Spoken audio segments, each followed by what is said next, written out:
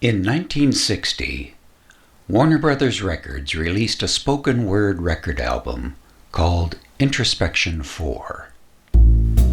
It was a collection of short, quirky stories, each with a twist, providing a humorous and/or thought-provoking ending.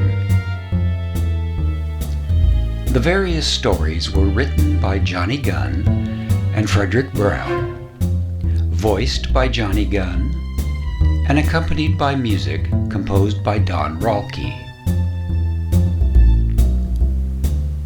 My brother and I grew up listening to Introspection IV because Johnny Gunn was our uncle. I'm wet and muddy and hungry and cold. Do it even if you don't want to do it. It isn't enough I have to walk Boot Hill time after time. Imagine.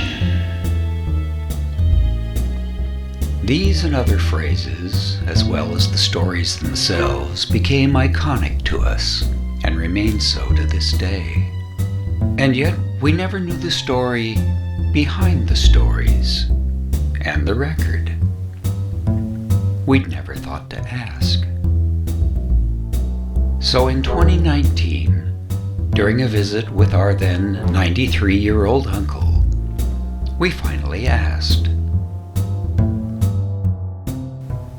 just how did Introspection IV all come about? Here's Johnny! As you know, I wrote commercials for pretty much a living for 100 years. That was my one big thing. I did commercials. I thought them up, I wrote them down, I voiced them, and with the varying cast of characters or people who chipped in on it. Not the writing, but the performing thereof. And I did a commercial when I was working in San Diego for a steakhouse, sort of on the border of being out of town, something. And I said, "There's nothing like a steak out on so and so Boulevard, a stakeout on." And I thought, oh, that sounds like a Pat Novak, or you know who Pat Novak is? You know who Jack Webb is? Mm-hmm. That was Jack Webb's first character before he was even Sergeant Friday. And he did, and his mood, his voice, kind of. I did a thing about a stakeout on so and so Boulevard, and how I went there and really had a good time, and I had this good-looking babe with me, and so on, and did the whole commercial about this stakeout when we were on whatever. Anyway, twist on the words. A steak out on the boulevard. Get it? Yes. Okay. And I said, oh, that would make a good commercial. It was just a little short story, just a vignette that I wrote, and the steak and the commercial went on, and they didn't want anything else except that particular commercial on. They didn't want the 3 other ones or the 5 other ones, just the one, over and over and over. And San Diego must have gotten sick of it. I don't know when this was, 40, 50 years ago. And when I wrote that, I said, it's drifted into another thing that I wanted to create. And I said, these would make 2 good things on an album, on a voice. What did they used to call those things? Voice. Spoken word? Spoken word albums. Yeah. Stan Freberg used to do them, and various other people. And anyway, I wrote 3 or 4 and 5 or 6, and I wrote. Oh, and they were similar to the kind of writing that a detective novelist by the name of Fred Brown wrote the same kind of thing. Science fiction. Pardon? Wasn't he science fiction? A lot of science fiction, but he did detective stuff too. Okay. And then I was in the record business. I mean, not selling, playing records on the radio. And I knew the music pretty well of movie soundtracks. And I started putting all this stuff together, and I thought, hey, that might make a good album. Well, I was doing something with a music writer and orchestra leader by the name of Don Rolke. And there were a couple of his things that I used, and they were just laying around here and there. And one day I made a tape of about 5 or 6 of them. A couple of Fred Brown's, 2 or 3 of my own with Don Rolke music and other music.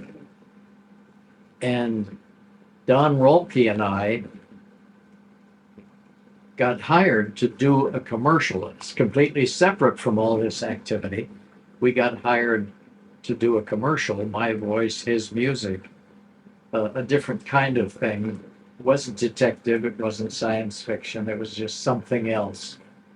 And we put that on a tape that already had some of this stuff that we had just a lot of fun with.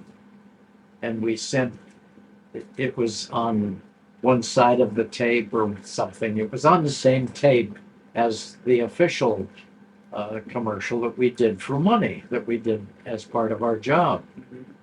And he sent that in, and Warner Brothers says, "What's that?" And they played this by accident. And somebody at Warner Brothers said, "What's that?" And hey, that sounds good. You suppose he could come up with 4 or 5 more of those? We could make an album. And that's the way it came. That's the way it came about.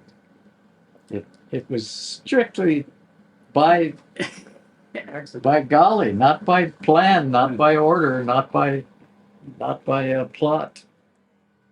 Don had this music, and it was stuff that he had done for, I don't know why he did this music, but he had 5 or 6 or 7 or 8 things that he had written and recorded, just because he liked them. And I had some other albums that I had done that we used to present to Warner Brothers, and Warner Brothers says, "We like that. Whose music is that?" And Don said, "Well, I wrote it."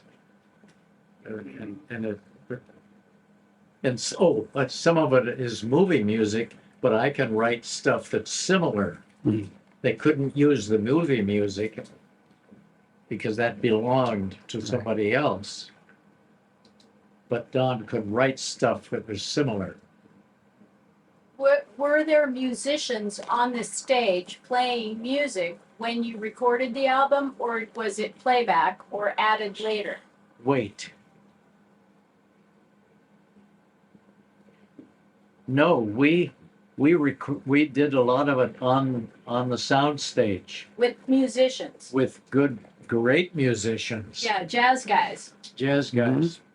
Plaz Johnson. I can't think of their names right now. I know Shelley Mann. Yeah, Shelley And Mann did Barney Kessel. Barney Kessel. Kessel or Kessler? Kessel. Kessel, yeah. Yeah.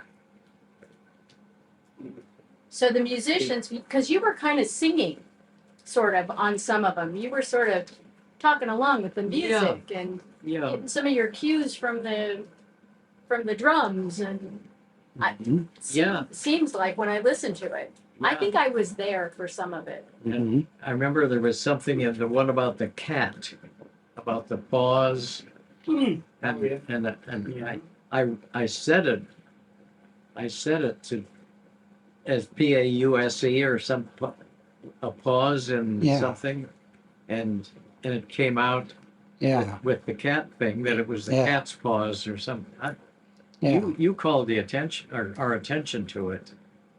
Yeah. How old were you at the 10. time? 10? Mhm. My gosh. And how many takes did you have to do for your line? I don't remember. I don't remember.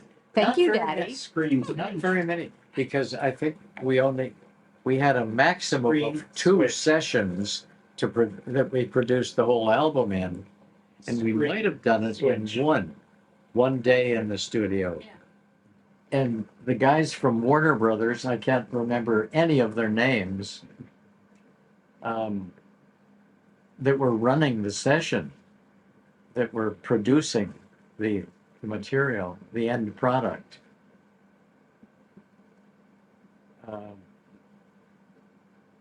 We're determining what we use. They were determining that we would use this music from this place and that place, and the stuff that we did last week as compared to the stuff that was done 3 months ago. And they put it all together on the spot while we were there. And they put together about 12 or 15 end products, and then cut it back to a final of 11. I think 11 in the album. Well, I think 11. 6 on one side and 5 on the other. Did you have a favorite yourself? A favorite? My goodness, no. Like what was the first one you wrote? You remember which one you wrote first? Yeah, the one that Gloria, my daughter, had the last phrase on. Thank you, Daddy. Yeah. Solicitors. was So listen to Yes, this. so the it's, name of it. Yeah, that was my The favorite. Lady in Green. And it was kind of the beginning of the idea of the album, because that was the first one that we did, the Stake Out on Something Boulevard, Yeah. which was a commercial Right. in San Diego. Mm. And the detective music, the dragnet sound.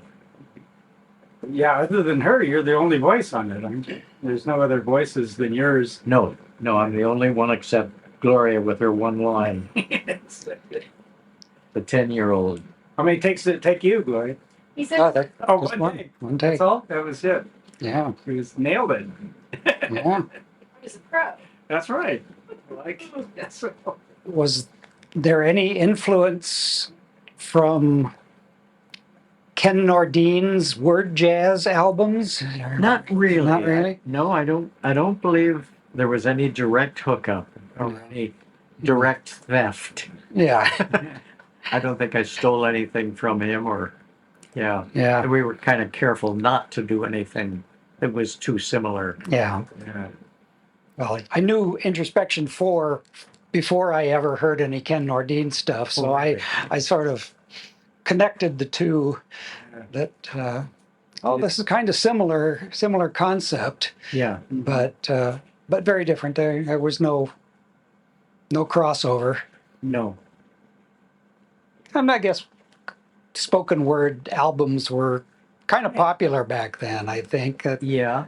comedy albums and stuff like that. Stan Freberg did Oh, quite yeah. a few. Yeah. Yeah. I have all of them, I think. Yeah. He did some dramatic stuff that wasn't funny. Mhm. Yeah, it was dramatic. It wasn't funny.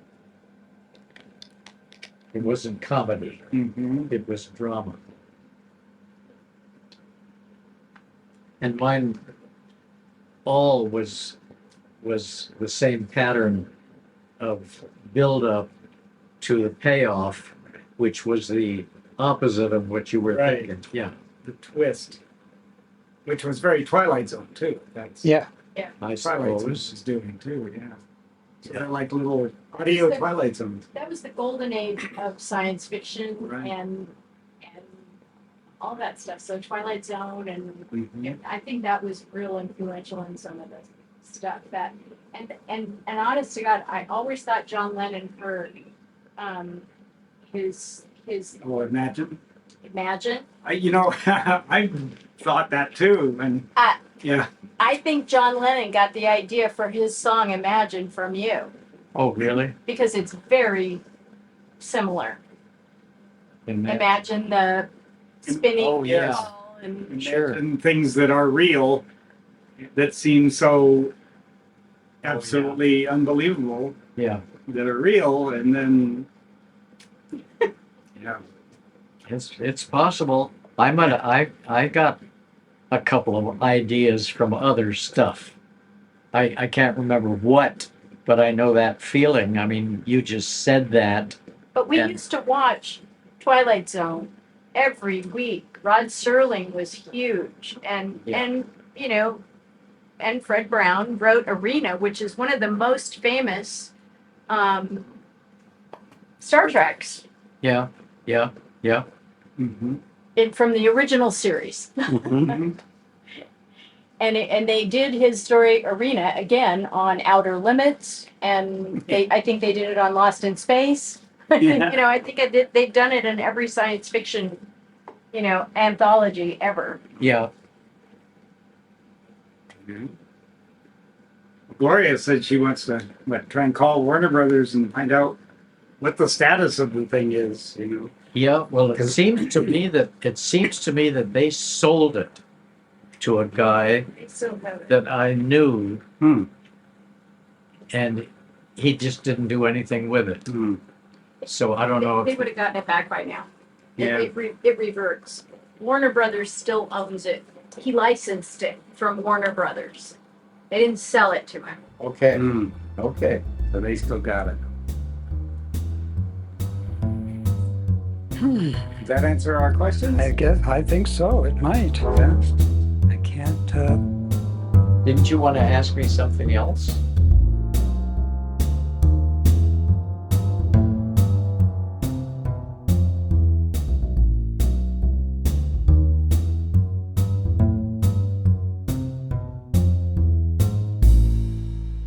Thank you, Daddy.